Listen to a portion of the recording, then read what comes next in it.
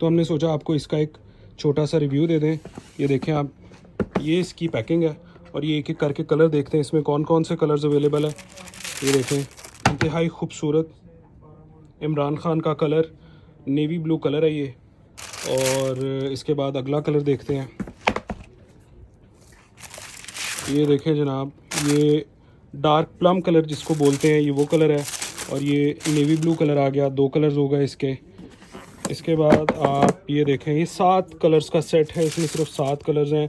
ये इसका chocolate brown colour आ गया, अगर आप देख सकते हैं तो इंतहाई खूबसूरत navy blue, plum, brown, dark colour scheme है इसकी सारी। अगला कलर देखते हैं जी कौन सा निकलता है हमारे पास। तो ये जनाब ब्राउन का एक और शेड आ गया। एक ब्राउन का ये शेड है, शेड नंबर 1, और ये एक ब्राउन का शेड है, लेकिन इसमें ना थोड़ा सा ग्रीनिश टच है, वो आप देख लीजिएगा आपको कौन सा चाहिए। हमारी कोशिश यही है कि ये एक ही बंदे को तमाम तर 7 सूट जाएँ। ये देखें खूबसूरत जिंक